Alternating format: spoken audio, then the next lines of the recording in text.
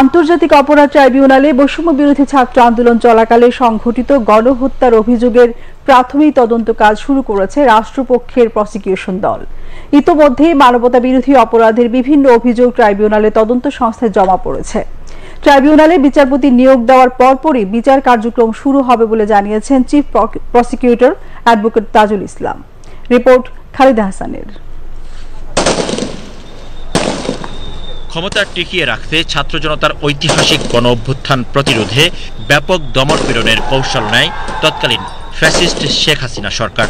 এতে ঢাকা সহ দেশের বিভিন্ন জায়গায় ছাত্র জনতার উপর মাত্রা অতিরিক্ত বল প্রয়োগ করে আইন শৃঙ্খলা রক্ষাকারী বাহিনী। যাত্রাবাড়ি, আশুলিয়া সহ বিভিন্ন জায়গায় নির্বিচারে গুলি, মরদেহ পুড়িয়ে দেওয়ার লোমহর্ষক ভিডিও চিত্র সামাজিক যোগাযোগ মাধ্যমে ভাইরাল হয়। এছাড়া হেলিকপ্টার থেকে নিরস্ত্র ছাত্র জনতার উপর গুলি করা সহ মানবতা বিরোধী বিভিন্ন অপরাধের অভিযোগ আন্তর্জাতিক অপরাধ ট্রাইব্যুনালের তদন্ত সংস্থায় জমা পড়ে।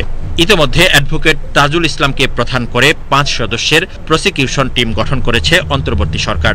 গণ অভ্যুত্থানে সংগঠিত গণহত্যার তথ্য প্রমাণ সংগ্রহে প্রাথমিক তদন্ত শুরু করেছেন রাষ্ট্রপক্ষের আইনজীবীরা। বিচারের জন্য সবচেয়ে ইম্পর্টেন্ট হচ্ছে তথ্য প্রমাণ, আলামত, এগুলোকে সংরক্ষণ করা। এটাকে নষ্ট করার চেষ্টা করা হয়েছে, এখনো হচ্ছে।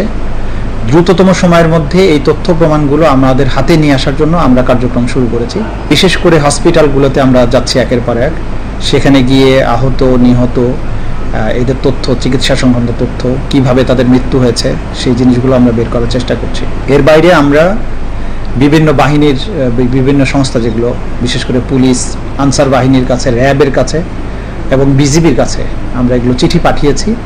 সার্টেন তথ্য আমরা এখানে চেয়েছি যে এই আন্দোলনের সময়ে তারা কোথায় ছিলেন, কি দায়িত্ব পালন করেছেন, কি কি অপারেশন তারা পরিচালনা করেছেন, কতটা অস্ত্র তারা ব্যবহার করেছেন, কত রাউন্ড গোলা বারুদ ব্যবহার করা হয়েছে এবং তাদের হিসাব মতে কতজন মানুষ নিহত বা আহত হয়েছে, তাদের কাছে কি তথ্য আছে, হেলিকপ্টার কত তারিখে ব্যবহার করা হয়েছে এবং সেই হেলিকপ্টার থেকে কি কাজ করা হয়েছে আসলে, এবং হেলিকপ্টারের যারা পাইলট ছিলেন তাদের তালিকা চেয়েছি, কমান্ডার, এই ইউনিটগুলোর কমান্ডার যারা ছিলেন তাদের তথ্য চেয়েছি। অভিযোগ আছে গুলি করা হয়েছে, তাদের যে বক্তব্য সেটা আমরা জানতে চেয়েছি। বর্তমানে আন্তর্জাতিক অপরাধ ট্রাইব্যুনালে কোনো বিচারপতি নেই। বিচারপতি নিয়োগ দেওয়ার পরপরই ট্রাইব্যুনালের বিচার কার্যক্রম শুরু হবে। আমাদের এখন যেটা নেসেসিটি সেটা হচ্ছে দ্রুততম সময়ের মধ্যে ট্রাইব্যুনালটা পুনর্গঠন হওয়া প্রয়োজন। নেসেসারি অর্ডার্স চাবো, আসামিদের গ্রেপ্তার করা দরকার, বিভিন্ন কাজ করার জন্য বিভিন্ন আদালতের আদেশ প্রয়োজন। এই আদেশটা নিতে হলে কোর্টকে বসতে হবে। তা আমরা যেটা মনে করছি যে খুব দ্রুততম সময়ের মধ্যে আদালতটা পুনর্গঠন হওয়া প্রয়োজন। মুক্তিযুদ্ধ চলাকালীন মানবতা বিরোধী অপরাধের বিচারের জন্য 2010 সালে আন্তর্জাতিক অপরাধ ট্রাইব্যুনাল স্থাপন করে আওয়ামী লীগ নেতৃত্বাধীন সরকার। ট্রাইব্যুনালে জামায়াত ও বিএনপির শীর্ষ নেতাদের বিচার ও শাস্তি কার্যকর করা হয়। এবার একই ট্রাইব্যুনালে বিচারের মুখোমুখি হতে যাচ্ছেন আওয়ামী লীগের সভাপতি শেখ হাসিনা ও দলটির শীর্ষ নেতারা। খালিদা হাসান, বাংলাদেশ টেলিভিশন।